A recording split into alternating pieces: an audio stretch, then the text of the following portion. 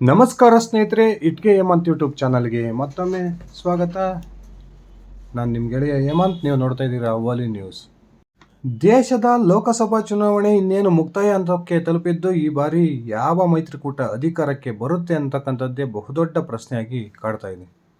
ಅದರಲ್ಲೂ ಕೂಡ ಸತತ 3ನೇ ಬಾರಿಗೆ ಅಧಿಕಾರವನ್ನು ಮರಳಿ ಪಡಿಬೇಕು ಅಂತಕ್ಕಂಥ ಉದ್ದೇಶದಿಂದ ಈಗಾಗಲೇ NDA ಮೈತ್ರಿಕೂಟ ಅತ್ಯಂತ ತೀವ್ರತರವಾದ ಪ್ರಯತ್ನವನ್ನು ಮಾಡ್ತಿರ್ತಕ್ಕಂಥ ಈ ಸಂದರ್ಭದಲ್ಲಿಯೇ NDA ಮೈತ್ರಿಕೂಟವನ್ನು ಕಟ್ಟಿಹಾಕಿ ಈ ಮೂಲಕ ಅದನ್ನು ಅಧಿಕಾರದಿಂದ ಕೆಳಗಿಳಿಸಬೇಕು ಅಂತಕ್ಕಂಥ ಪ್ರಯತ್ನಕ್ಕೆ ಇಂಡಿ ಮೈತ್ರಿಕೂಟದ ಪಕ್ಷಗಳು ಕೂಡ ತಮ್ಮದೇ ಆದಂತಹ ರೀತಿಯ ಸ್ಟ್ರಾಟರ್ಜಿಯೊಂದಿಗೆ ಈ ಬಾರಿ ಚುನಾವಣಾ ಕಣಕ್ಕಿಳಿದಿದ್ವು.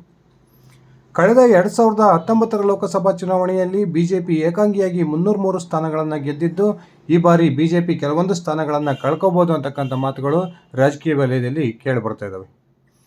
ಅದರಲ್ಲೂ ಕೂಡ ಕರ್ನಾಟಕ, ಮಹಾರಾಷ್ಟ್ರ, ಬಿಹಾರ ಈ ರೀತಿಯ ರಾಜ್ಯಗಳಲ್ಲಿ ಈ ಬಾರಿ ಬಿಜೆಪಿ ಕೆಲವೊಂದು ಸ್ಥಾನಗಳನ್ನು ಕಳೆದುಕೊಳ್ಳುತ್ತೆ ಅಂತಕ್ಕಂಥ ಮಾತುಗಳು ಕೇಳಿಬರ್ತಿದ್ರೂ ಕೂಡ ಉತ್ತರ ಪ್ರದೇಶದ ಒಂದು 80 ಲೋಕಸಭಾ ಕ್ಷೇತ್ರದ ಚುನಾವಣೆಯ ಕುರಿತು ಈವರೆಗೂ ಕೂಡ ಯಾವೊಬ್ಬ ರಾಜಕೀಯ ಪಂಡಿತರಾಗಲಿ ಸರ್ವೆ ಸಂಸ್ಥೆಗಳಾಗಲಿ ಬಿಜೆಪಿ ಈ ಬಾರಿ ಅಲ್ಲಿ ಸ್ಥಾನಗಳನ್ನು ಕಳೆದುಕೊಳ್ಳುತ್ತೆ ಅಂತಕ್ಕಂಥ ಮಾತುಗಳನ್ನು ಹೇಳ್ತಾ ಇಲ್ಲ. ಹಾಗಾದರೆ ಬಿಜೆಪಿ ಈ ಬಾರಿ ಉತ್ತರ ಪ್ರದೇಶದಲ್ಲಿ ಎಷ್ಟು ಸ್ಥಾನಗಳನ್ನು ಗೆಲ್ಬೋದು? ಬಿಜೆಪಿ ಹೇಳ್ತಾ ಇದೆ, ಈ ಬಾರಿ 80ಕ್ಕೆ 80 ಲೋಕಸಭಾ ಕ್ಷೇತ್ರಗಳು ನಮ್ಮ ಪಾಲಾಗ್ತವೆ, ಆರಾಮಾಗಿ ನಾವು ಈ ಬಾರಿ ಆ ಒಂದು ಉತ್ತರ ಪ್ರದೇಶದಲ್ಲಿ ಕ್ಲೀನ್ ಸ್ವೀಪ್ ಮಾಡ್ತೀವಿ ಅಂತ. ಹಾಗಾದರೆ ಬಿಜೆಪಿಯ ಈ ಆತ್ಮವಿಶ್ವಾಸಕ್ಕೆ ಕಾರಣ ಏನು? ನಿಜಕ್ಕೂ ಬಿಜೆಪಿ ಈ ಬಾರಿ ಅಲ್ಲಿ ಕಳೆದ ಬಾರಿ 62 ಲೋಕಸಭಾ ಕ್ಷೇತ್ರಗಳನ್ನು ಗೆದ್ದಿತ್ತು. ಈ ಸಾರಿ 75ಕ್ಕೂ ಹೆಚ್ಚು ಸ್ಥಾನಗಳನ್ನು ಬಿಜೆಪಿ ಗೆಲ್ಲುತ್ತಾ? ಬಿಜೆಪಿಯ ನಾಯಕರು ಹೇಳ್ತಿರ್ತಕ್ಕಂಥ ಈ ಆತ್ಮವಿಶ್ವಾಸದ ಮಾತಿಗೆ ಒಂದು ಕಾರಣ ಇರಬೇಕಲ್ಲ. ಆ ಕಾರಣ ಏನು ಅನ್ನೋದನ್ನು ತಿಳ್ಕೊಂಡು ಬರೋಣ. ಅದಕ್ಕಿಂತ ಮುಂಚೆ ನೀವಿನ್ನು ನನ್ನ ಇಟ್ಕೆ ಹೇಮಂತ್ ಯೂಟ್ಯೂಬ್ ಚಾನಲ್ಗೆ ಸಬ್ಸ್ಕ್ರೈಬ್ ಮಾಡ್ಕೊಂಡಿಲ್ಲ ಅಂದರೆ ದಯವಿಟ್ಟು ಸಬ್ಸ್ಕ್ರೈಬ್ ಮಾಡಿಕೊಂಡು ಬೆಲ್ ಬಟನನ್ನು ಕ್ಲಿಕ್ ಮಾಡಿ. ನಾನು ಕೊಡ್ತಕ್ಕಂಥ ಮಾಹಿತಿ ನಿಮ್ಗೆ ಇಷ್ಟ ಆಗಿದ್ದರೆ ಈ ವಿಡಿಯೋಗೆ ಲೈಕ್ ಮಾಡಿ, ಶೇರ್ ಮಾಡಿ, ಕಮೆಂಟ್ ಮಾಡಿ. ಸ್ನೇಹಿತರೆ, ಈ ಬಾರಿ ಉತ್ತರ ಪ್ರದೇಶದಲ್ಲಿ ಬಿಜೆಪಿ ನಾವು ಕ್ಲೀನ್ ಸ್ವೀಪ್ ಮಾಡ್ತೀವಿ ಅಂತಕ್ಕಂಥ ಆತ್ಮವಿಶ್ವಾಸ ಮಾತನ್ನು ಆಡ್ತಾ ಇದೆ. ಅದಕ್ಕೆ ಪ್ರಮುಖ ಕಾರಣವೂ ಕೂಡ ಬಿಜೆಪಿಗೆ ಸಿಕ್ಕಿದೆ. ಈ ಸಾರಿ ಉತ್ತರ ಪ್ರದೇಶದಲ್ಲಿ ಬಿಜೆಪಿಗೆ ಆನೆ ಬಲ ಬಂದಿದೆ ಅಂತಕ್ಕಂಥ ಒಂದು ಮಾತುಗಳು ಕೇಳಿಬರ್ತಾ ಇದ್ದಾವೆ. ಏನಿಗೆ ಆನೆ ಬಲ? ಹೌದು ಸ್ನೇಹಿತರೆ, ಈ ಬಾರಿ ಉತ್ತರ ಪ್ರದೇಶದಲ್ಲಿ ಮಾಯಾವತಿ ಅವರು ತಮ್ಮ BSP ಪಕ್ಷದಿಂದ ಅಭ್ಯರ್ಥಿಗಳನ್ನು ಕಣಕ್ಕಿಳಿಸಿರ್ತಕ್ಕಂಥದ್ದೇ ಬಿಜೆಪಿಗೆ ಬಹುದೊಡ್ಡ ಆನೆ ಬಲ ಅಂತಕ್ಕಂಥ ಮಾತುಗಳು ರಾಜಕೀಯ ವಲಯದಲ್ಲಿ ಚರ್ಚೆ ಆಗ್ತಾ ಇದ್ದಾವೆ. ಹಾಗಾದರೆ ಕಳೆದ 2014 ಹಾಗೂ 2019ರ ಚುನಾವಣೆಯಲ್ಲಿ ಇದ್ದಂತಹ ಒಂದು ಉತ್ತರ ಪ್ರದೇಶದ ಪರಿಸ್ಥಿತಿಗೂ ಈ ಬಾರಿಯ ಒಂದು ವಾತಾವರಣಕ್ಕೂ ಏನು ವ್ಯತ್ಯಾಸ ಇದೆ ಅನ್ನೋದನ್ನು ನೋಡೋದಾದರೆ, 2019ರ ಲೋಕಸಭಾ ಚುನಾವಣೆಯಲ್ಲಿ SP ಹಾಗೂ BSP ಜೊತೆಯಾಗಿ ಚುನಾವಣೆಯನ್ನು ಎದುರಿಸಿದ್ವು. 2014ರಲ್ಲಿ 71 ಲೋಕಸಭಾ ಕ್ಷೇತ್ರಗಳನ್ನು ಗೆದ್ದಿದ್ದಂತಹ ಬಿಜೆಪಿ SP ಹಾಗೂ BSP ಯಾವಾಗ ಮೈತ್ರಿಯನ್ನು ಮಾಡಿಕೊಂಡು ಚುನಾವಣೆಗೆ ಸ್ಪರ್ಧೆ ಮಾಡಿದ್ವೋ ಆ ಸಂದರ್ಭದಲ್ಲಿ ಸುಮಾರು 9 ಸ್ಥಾನಗಳನ್ನು ಕಳೆದುಕೊಳ್ಳೋದ್ರ ಮೂಲಕ ಬಿಜೆಪಿಯ ಗೆಲುವಿನ ಸಂಖ್ಯೆ ಕೇವಲ 62 ಆಯಿತು. BSP ಹಾಗೂ SP ಮೈತ್ರಿಕೂಟ ಅತ್ಯಂತ ಯಶಸ್ವಿಯಾಗಿ ಉತ್ತರ ಪ್ರದೇಶದಲ್ಲಿ ಕಳೆದ ಲೋಕಸಭಾ ಚುನಾವಣೆಯನ್ನು ಎದುರಿಸಿದ್ದು, BSP 10 ಲೋಕಸಭಾ ಕ್ಷೇತ್ರಗಳನ್ನು ಗೆಲ್ಲೋದಕ್ಕೆ ಸಾಧ್ಯವಾಯಿತು. ಆದರೆ SPಗೆ ಈ ಮೈತ್ರಿಯಿಂದ ಯಾವುದೇ ರೀತಿಯ ಒಂದು ದೊಡ್ಡ ಲಾಭ ಆಗಲಿಲ್ಲ. ಈ ಬಾರಿ ಯಾವಾಗ ಇಂಡಿ ಮೈತ್ರಿಕೂಟ ದೇಶದಲ್ಲಿ ರಚನೆ ಆಯಿತೋ ಆ ಸಂದರ್ಭದಲ್ಲಿ BSPಯ ನಾಯಕಿಯಾಗಿರ್ತಕ್ಕಂಥ ಮಾಯಾವತಿ ಅವರನ್ನು ಇಂಡಿ ಮೈತ್ರಿಕೂಟದ ನಾಯಕರು ತಮ್ಮ ಮೈತ್ರಿಕೂಟಕ್ಕೆ ನೀವು ಬರಬೇಕು ಅಂತಕ್ಕಂಥ ಆಹ್ವಾನವನ್ನೇ ಕೊಡಲಿಲ್ಲ. ಈ ಒಂದು ಮಾಯಾವತಿಯವರನ್ನು ನಿರ್ಲಕ್ಷ್ಯ ಮಾಡೋದಕ್ಕೆ ಪ್ರಮುಖ ಕಾರಣ SPಯ ಅಧಿನಾಯಕ ಅಖಿಲೇಶ್ ಯಾದವ್ ಅಂತಕ್ಕಂಥ ಸಿಟ್ಟು ಇದೀಗ ಮಾಯಾವತಿಯವರಲ್ಲಿದೆ. ಹಾಗೆ ನೋಡೋಕೆ ಹೋದರೆ ಮಾಯಾವತಿಯವರ ಈ BSPಯ ಇಂಥ ಹೀನಾಯ ಸ್ಥಿತಿಗೆ ಕಾರಣವಾಗಿದ್ದು ಬಿಜೆಪಿ ಅಂದರೆ ತಪ್ಪಾಗೋದಿಲ್ಲ. 2009ರಿಂದ ಈಚೆಗೆ ವರ್ಷದಿಂದ ವರ್ಷಕ್ಕೆ BSPಯ ಮತ ಪ್ರಮಾಣ ಕುಸಿತ ಬರೋದಕ್ಕೆ ಪ್ರಮುಖ ಕಾರಣ ಬಿಜೆಪಿ. BSPಯೊಂದಿಗಿದ್ದಂತಹ ದಲಿತ ಮತದಾರರು ಸಂಪೂರ್ಣವಾಗಿ ಬಿಜೆಪಿ ಕಡೆಗೆ ಉತ್ತರ ಪ್ರದೇಶದಲ್ಲಿ ಶಿಫ್ಟ್ ಆಗಿದ್ದು, ಅದು ಮಾಯಾವತಿಯವರ BSPಗೆ ಬಹುದೊಡ್ಡ ಹೊಡೆತ ಬಿದ್ದಿತ್ತು. ಹಾಗೆ ನೋಡೋಕೆ ಹೋದರೆ ಮಾಯಾವತಿಯವರ ಸಿಟ್ಟು ಬಿಜೆಪಿಯ ಮೇಲೆ ಇರಬೇಕಿತ್ತು. ಆದರೆ 2024ರ ಈ ಚುನಾವಣೆಯಲ್ಲಿ ಸಂಪೂರ್ಣವಾಗಿ ಮಾಯಾವತಿಯವರ ಸಿಟ್ಟು SP ಹಾಗೂ ಕಾಂಗ್ರೆಸ್ನ ಕಡೆಗೆ ತಿರುಗಿದೆ ಅಂತಕ್ಕಂಥ ಮಾಹಿತಿಗಳು ಉತ್ತರ ಪ್ರದೇಶ ಕಡೆಯಿಂದ ಬರ್ತಾ ಇದ್ದಾವೆ.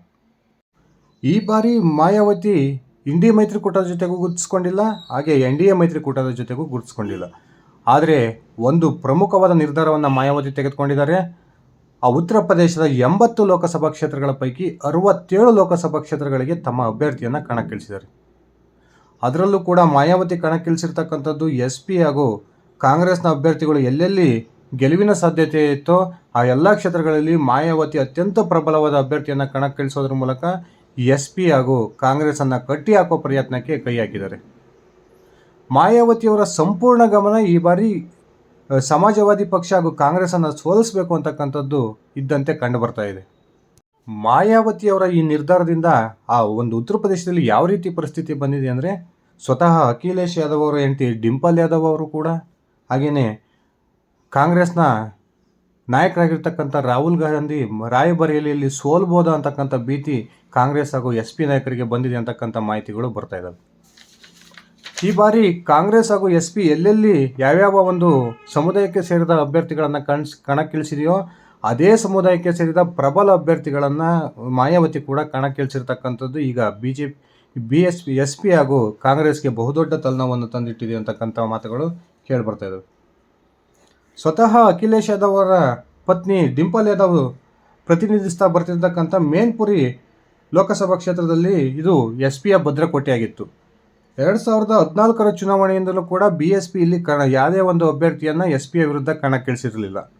ಆದರೆ ಈ ಬಾರಿ ಆ ಮೇನ್ಪುರಿ ಕ್ಷೇತ್ರದಲ್ಲಿಯೂ ಕೂಡ ಡಿಂಪಲ್ ಯಾದವ್ ಅವರ ವಿರುದ್ಧ BSP ಅದೇ ಸಮುದಾಯಕ್ಕೆ ಸೇರಿದ ಯಾದವ ಸಮುದಾಯಕ್ಕೆ ಸೇರಿದ ಒಬ್ಬ ಪ್ರಬಲ ಅಭ್ಯರ್ಥಿಯನ್ನು ಕಣಕ್ಕಿಳಿಸೋದ್ರ ಮೂಲಕ ಇದೀಗ ಆ ಒಂದು ಮೇನ್ಪುರಿ ಕ್ಷೇತ್ರದಲ್ಲಿ ತ್ರಿಕೋನ ಸ್ಪರ್ಧೆ ಏರ್ಪಟ್ಟಿದೆ ಅಂತಕ್ಕಂಥ ಮಾತುಗಳು ಕೇಳಿಬರ್ತಾ ಇದ್ದಾವೆ. ಬಹುತೇಕ ಡಿಂಪಲ್ ಯಾದವ್ ಅವರ ಗೆಲುವಿಗೆ ಈ ಬಾರಿ ಕಷ್ಟ ಇದೆ ಅಂತಕ್ಕಂಥ ಮತ್ತು ಚರ್ಚೆಗಳು ಕೂಡ ನಡೀತಾ ಇದ್ದಾವೆ. ಇನ್ನು ರಾಯಬರೇಲಿಯ ವಿಚಾರಕ್ಕೆ ಬಂದರೆ, ರಾಯಬರೇಲಿಯಲ್ಲಿ ಯಾದವ ಸಮುದಾಯದ ಮತಗಳು ಅತ್ಯಂತ ಹೆಚ್ಚಾಗಿದ್ದಾವೆ. ಯಾದವ ಒಂದು SP ಜೊತೆಗೆ ಕಾಂಗ್ರೆಸ್ ಮೈತ್ರಿ ಮಾಡಿಕೊಂಡಿರೋದ್ರಿಂದ ಅತ್ಯಂತ ಸುಲಭವಾಗಿ ಗೆಲ್ಲಬಹುದು ಅಂತಕ್ಕಂಥ ಲೆಕ್ಕಾಚಾರದಲ್ಲಿದ್ದಂತಹ ರಾಹುಲ್ ಗಾಂಧಿಗೆ ಯಾವಾಗ ಮಾಯಾವತಿಯವರು ಆ ಒಂದು ರಾಯಬರೇಲಿ ಕ್ಷೇತ್ರದಲ್ಲಿ ಯಾದವ ಸಮುದಾಯಕ್ಕೆ ಸೇರಿದ ಒಬ್ಬ ಪ್ರಬಲ ಅಭ್ಯರ್ಥಿಯನ್ನು ಕಣಕ್ಕಿಳಿಸಿದ್ರು, ಆ ಒಂದು ಸಂದರ್ಭದಿಂದ ರಾಹುಲ್ ಗಾಂಧಿ ಅವರಿಗೂ ಕೂಡ ನಡುಕ ಸ್ಟಾರ್ಟ್ ಆಗಿದೆ ಅಂತಕ್ಕಂಥ ಮಾತುಗಳು ಕೂಡ ಕೇಳಿ ಬರ್ತಾ ಇದ್ದಾವೆ. ಮಾಯಾವತಿಯೊಂದಿಗೆ ಸಾಂಪ್ರದಾಯಿಕವಾಗಿ ದಲಿತ ಮತಗಳು ಈಗಲೂ ಕೂಡ ಸಾಕಷ್ಟು ಸಂಖ್ಯೆಯಲ್ಲಿದ್ದಾವೆ. ಈ ಮಾಯಾವತಿಯವರು ಈ ಒಂದು ಚುನಾವಣೆಯಲ್ಲಿ 67 ಲೋಕಸಭಾ ಕ್ಷೇತ್ರಗಳಲ್ಲಿ ತನ್ನ ಪ್ರಬಲ ಅಭ್ಯರ್ಥಿಗಳನ್ನ ಕಣಕ್ಕಿಳಿಸಿರೋದ್ರಿಂದ ಇದು SP ಹಾಗೂ ಕಾಂಗ್ರೆಸ್ನ ಅಭ್ಯರ್ಥಿಗಳ ಗೆಲುವಿಗೆ ತೊಡಕಾಗುತ್ತೆ ಅಂತಕ್ಕಂಥ ಮಾತುಗಳು ಕೂಡ ಕೇಳಿಬರ್ತಾ ಇದ್ದಾವೆ.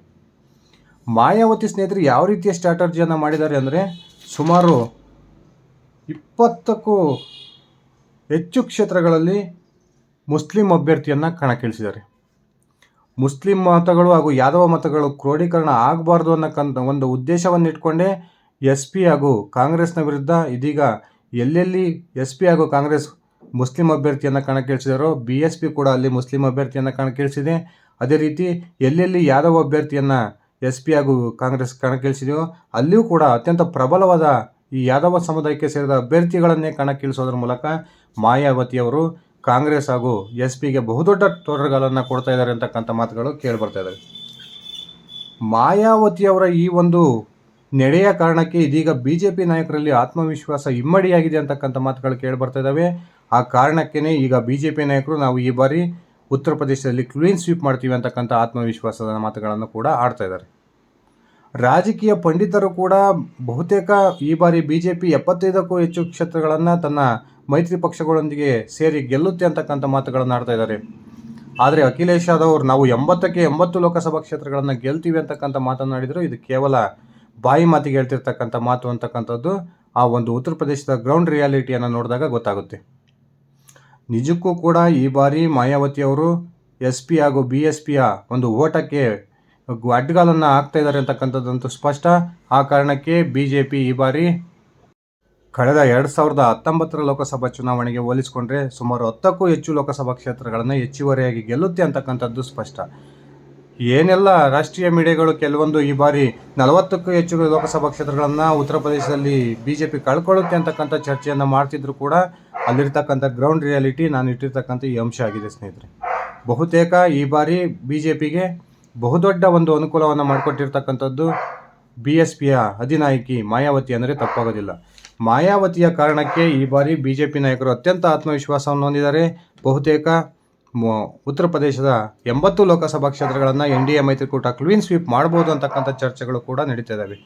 ಸ್ನೇಹಿತರೆ, ನಿಮ್ಮ ಪ್ರಕಾರ ಈ ಬಾರಿ ಉತ್ತರ ಪ್ರದೇಶದಲ್ಲಿ BJP ಎಷ್ಟು ಸ್ಥಾನಗಳನ್ನು ಗೆಲ್ಬೋದು, ಕಾಂಗ್ರೆಸ್ ಹಾಗೂ SP ಮೈತ್ರಿಕೂಟ ಎಷ್ಟು ಸ್ಥಾನಗಳನ್ನು ಗೆಲ್ಬೋದು, ದಯವಿಟ್ಟು ಕಮೆಂಟ್ ಮಾಡಿ. ಇದಿಷ್ಟಾಗಿತ್ತು ಸ್ನೇಹಿತರೆ ನನ್ನ ಇವತ್ತಿನ ಈ ವಿಡಿಯೋ ಇಷ್ಟ ಆದರೆ ಲೈಕ್ ಮಾಡಿ, ಶೇರ್ ಮಾಡಿ, ಕಮೆಂಟ್ ಮಾಡಿ. ಧನ್ಯವಾದಗಳು.